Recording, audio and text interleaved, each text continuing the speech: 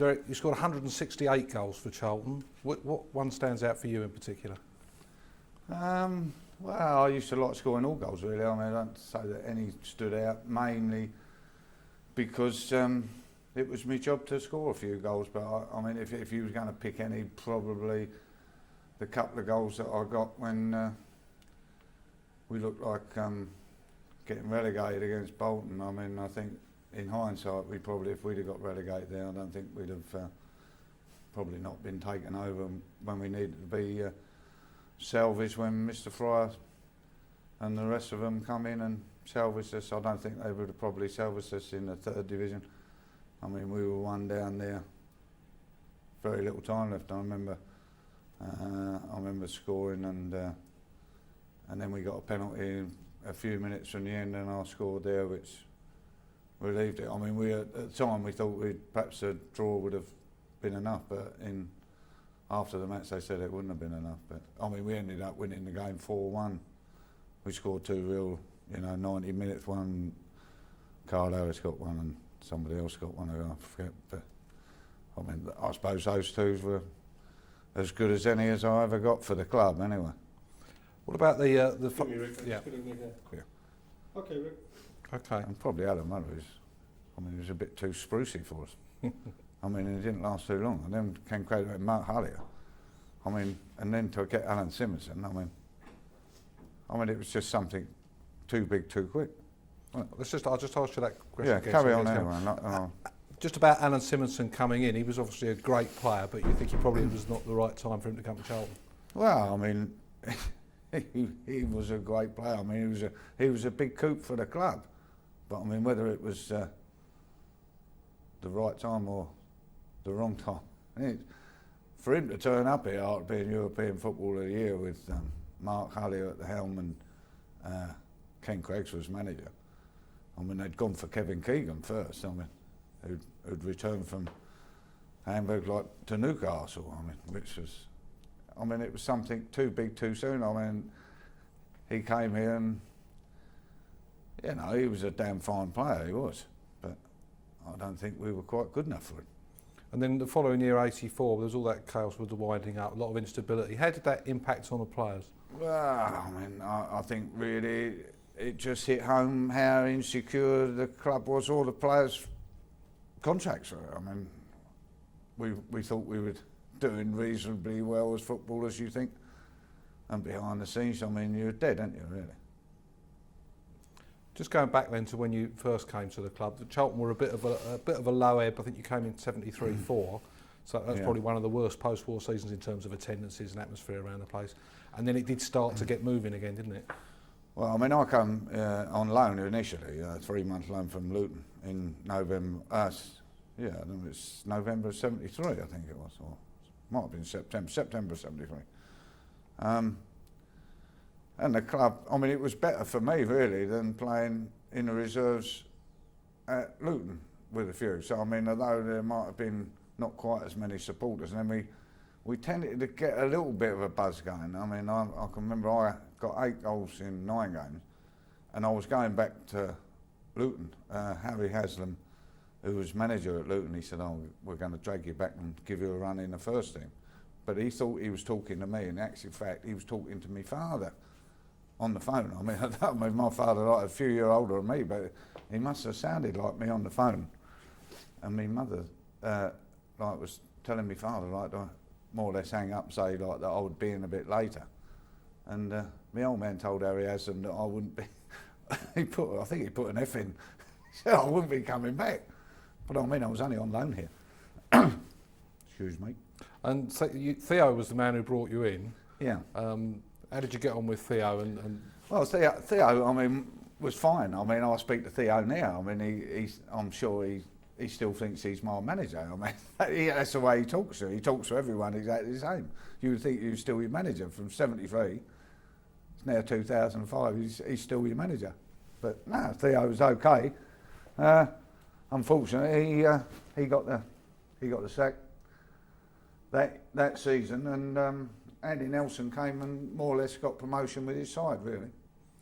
Andy Nelson's talking to some of the other players. They found Andy Nelson to be quite a difficult character, but he did build his team around you. So you presumably. Well, I've got nothing but utmost respect for Andy Nelson. I mean, he's never been back here since. I don't think. I mean, I don't know whether that's his choice or whether he feels he didn't get the recognition that he deserves. I mean, he was great for me because he liked goal scorers.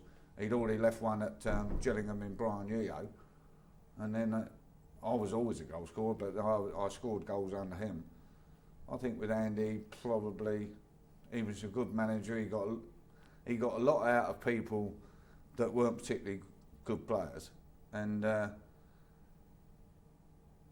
he really got too involved with too much of the club, I think, rather than the actual team affairs. He was kind of running the club from top to bottom, and Mr. Glickstein, I think, really quite enjoyed that because he was looking after his interests, but I think it was too many jobs there in the end. Well, you scored a tremendous number of goals back in the second division, and then of course you went off to Derby. Yeah.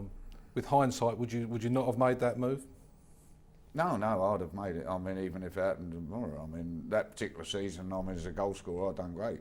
A lot of people think like that it was a disaster. It wasn't a disaster. I was living in a hotel. I went there and got 7 goals. I had 18 this year. So, I mean, in that season, I had 25 league goals. I mean, which people of today, I mean, they'd rip all my hair out that I've got left to get them. Did you feel that Charlton were capable of getting into the first division in the 70s, or was it necessary for you to move somewhere else to test yourself? I think we would have. I mean, we were rolling at one time there. I can remember when we got promoted up into the second division, then we were absolutely steamrolling everybody. I mean, we was ending up about 4th or 5th in the second division, and everyone was getting cold feet. I don't know what Mr. Glickstein was thinking. I mean, he must have thought we were going to rattle. So, I mean, in consecutive years. But oh no, we had a chance. So it was just unfortunate or fortunate, whatever way you look at it. That it took a move from here to get back into the top flight when really the club never existed. And everybody talks about that forward line: Colin Powell, Mike Flanagan, yourself, perhaps Keith playing a bit deeper. Yeah. Was it a team effort? Well, no. I think everything was put there over a little period of time, and it was good as what we had. Really, that going forward. I mean, the likes of me, Flano, and Paddy and Keith orchestrating it, if you like. Going forward, we was great. The trouble was we let in too many. I mean, we scored plenty, but if we could have kept a few more clean sheets and whatnot, I think we'd have steamrolled a few more. You won the ITV goal of the season, I think, in 76-7. Was that special for you? Well, it was really, because in retrospect now, I mean, poor old Brian Moore has passed on, and you know, it was always great memories of ITV and the big match when that first become brought on televised football. The actual goal in Jubilee year, I think it was. I mean, now we're talking about Centenary for Charlton. I mean, that was Jubilee year. Virginia Wade won Wimbledon and whatnot, and it was. Well, I mean, I honestly don't think it was the greatest goal I got, but the actual build-up and I suppose like the ferocity that it went in. I mean, it looked pretty good, but I wouldn't say it was. In my view, it wasn't the best goal, but. But it was on the television, which made the it was on the probably television, made the point. Yeah, it does. And obviously, when you came back, there was the very public falling out with Mike Flanagan, which everybody always asks you about. Well, I mean, they asked about it. I mean, it was brought up a little while ago, 26 years down the line, because of the Lee Bowyer and Kieran Dyers, and something that probably shouldn't have happened. Wouldn't have changed if it all changed. If it all happened again, I mean, if you had all your time again. That's the way things are. I'd probably get interviewed by the police these days. I mean, that's how stupid it is. But and you did play with Flan later on, so yeah. I mean, there's no axe to grind there. I mean, so it's all done and dusted. And then obviously there was all this instability with the different managers coming in. Your last manager was Lenny Lawrence, who went on to make quite a significant impact at the club. But he did make a significant impact. I've missed that one. Look. Can we do that one again? Yeah. Your last manager obviously was Lenny Lawrence, who went on to make quite a significant impact. What did you make of Lenny? Yeah, he did. I mean, like, it was a bit of a traumatic time at the club when he actually took over here. We'd had Alan Mullery, and then we'd had Ken Craggs, Alan Simpson, had come here, and then Ken Craggs got the sack, and Lenny Lawrence took over. And I mean, I didn't work long under him, but I mean, the club moved to Selhurst Park and Upton Park. They did great, but the club never existed, unfortunately. I mean, the good work he done, and I mean, recognition or whatever it was okay, but club never existed. I mean, Charlton Athletic was, you could never ever say there was Charlton Athletic playing at Selhurst Park, who were the enemy, and just through the tunnel at Upton Park, West Ham. And are you surprised by what Charlton is now? Did you think there was the potential to become the club it is now? Well, I don't think anyone could foresee the stability it's got now, and then with the Premiership, the money, etc., that's in there. But I mean, fair play to everybody involved who got it back to the Valley, and since it's been back to the Valley, it's been run right from top to bottom.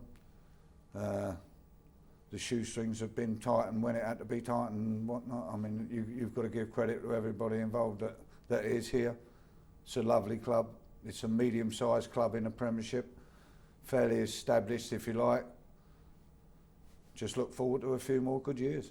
And just finally, I mean, it is 20 years since you stopped playing, but your popularity with the fans seems to be as strong as ever. Is that something that you enjoy?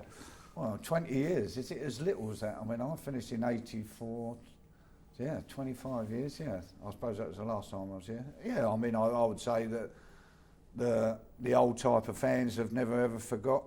The records are there, I suppose. I mean, probably the goal scoring record, probably in today's football, people will struggle to beat it. I mean, they did say that when I first come here about Stuart Leary's record. I mean, I did beat it. The way strikers, they don't score loads and loads of goals unless we can find one or two, and they don't stay at clubs long. So I mean, whether it gets beat, it's there to get beat. But I'm very pleased that I've got it. That's great, Derek. Yep. Thanks very much. Okay. That's exactly what we want. See you later on.